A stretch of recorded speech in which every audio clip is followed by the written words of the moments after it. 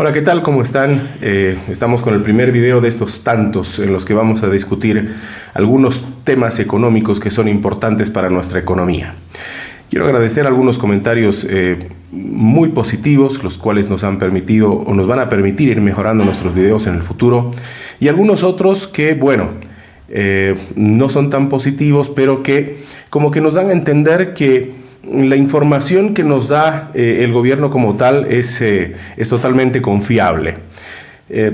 Bien, para resolver este tema simplemente me voy a referir a un discurso que da el presidente del Estado hace unos días atrás, que dice lo siguiente, les muestro. Y han metido a la cabeza de nuestros hermanos la canasta familiar e intentan meter a la cabeza de la boliviana y el boliviano que la canasta familiar sube. Suben productos muy identificados, muy puntuales. El arroz, el aceite, el pollo. ¿Quiénes producen eso, hermanos? Y por lo tanto, ¿quiénes especulan con los precios? Ese es el mensaje que tenemos que entender.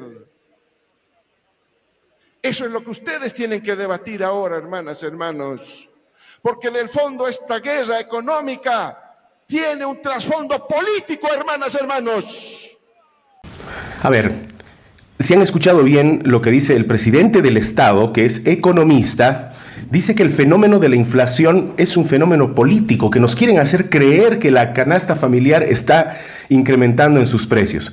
Realmente es una barbaridad, y creo que los que tenemos la suerte de conocer la economía nos damos cuenta que es una barbaridad, pero es necesario que entiendas que no toda la gente tiene este privilegio y tiene esta suerte.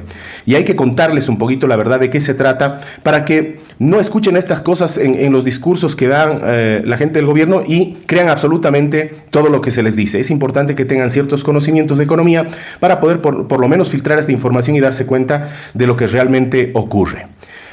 Esto comprueba un poquito la validez de estos videos porque a lo largo de estos te vas a ir dando cuenta que la inflación no es un fenómeno político, que no nos quieren hacer creer las cosas, sino que es un producto, es un resultado de algunas acciones que se toman dentro de la economía. Y vamos a empezar hablando del déficit fiscal, que es, consideramos, uno de los problemas fundamentales que tiene la economía boliviana y que primero lo vamos a analizar desde el punto de vista técnico. Vamos a ver exactamente lo que es y después vamos a hablar de las consecuencias que tiene un déficit fiscal crónico en la economía.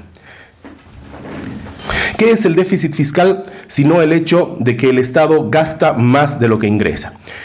Cuando esto ocurre, este exceso de gasto debe ser financiado de alguna manera. Y es lo que ha pasado un poco con nuestra economía porque genera la necesidad o de endeudarse interna o externamente o de necesariamente reducir las reservas internacionales para, en este caso, financiar este déficit.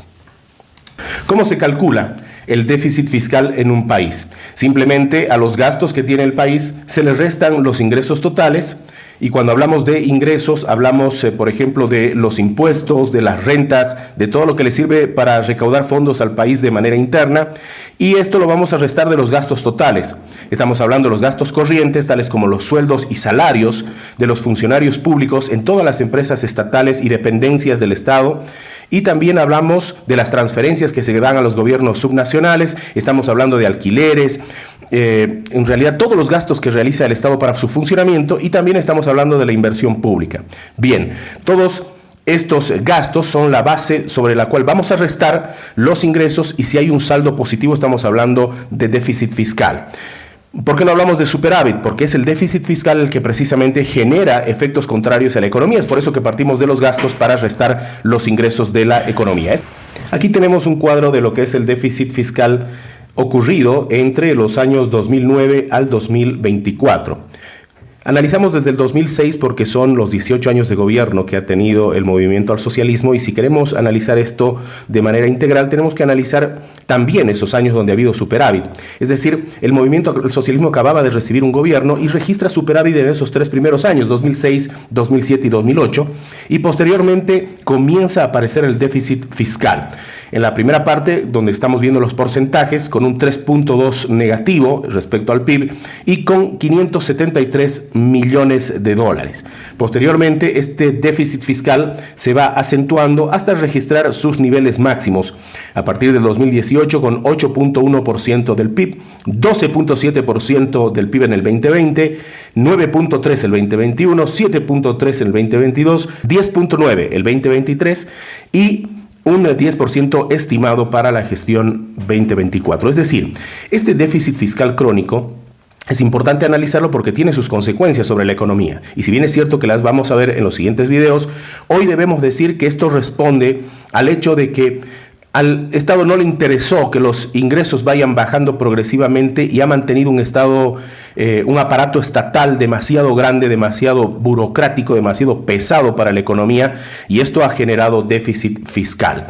Este déficit fiscal que tiene que ser financiado de alguna manera, o va a ser financiado con deuda interna o deuda externa, o con las remesas o con la emisión monetaria. Consecuencias que vamos a seguir viendo más adelante en los videos que vamos a traer. Las causas para este déficit fiscal son tres las más importantes. La primera es la caída de los ingresos por hidrocarburos. Esta disminución ha hecho que los ingresos sean cada vez menores, pero el déficit fiscal se ha ido incrementando por el hecho de que el Estado o el aparato estatal no se ha ido reduciendo en la misma proporción. También una segunda causa de este déficit fiscal es el gasto público elevado, lo que acabamos de decir. Pese a la reducción de los ingresos, los gastos se han mantenido constantes en el tiempo y esto ha ido profundizando el déficit fiscal en la economía boliviana. Y los subsidios a los combustibles, que finalmente pueden haber sido positivos en algún momento del tiempo, pero progresivamente, estamos hablando un periodo de 18 años, debieron haberse ido reduciendo, con la finalidad de adaptarse al mercado y que esto no termine siendo una carga excesiva para los gastos del Estado.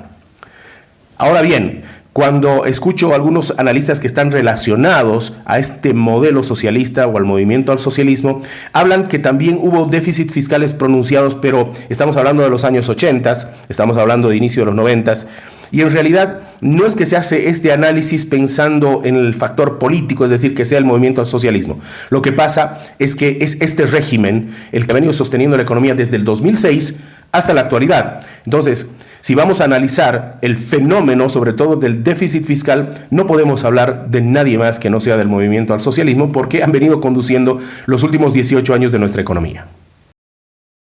Tener un déficit fiscal crónico en una economía como la boliviana tiene consecuencias, y tiene consecuencias que se pagan con otros efectos económicos. Muchos hablan de la disminución de los dólares, hablan de la inflación, hablan de muchas otras cosas que no son el origen del problema, sino que son los síntomas de la enfermedad, los síntomas del problema.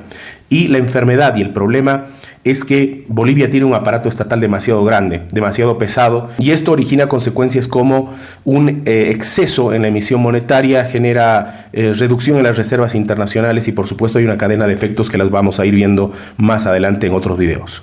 Si esta información te ha servido, te ruego darle un like al video y suscribirte al canal para seguir recibiendo esta información que es útil para ti, para que tomes decisiones adecuadas, pero además para que sepas que las cosas que te dicen por televisión no siempre son verdad. Nos vemos.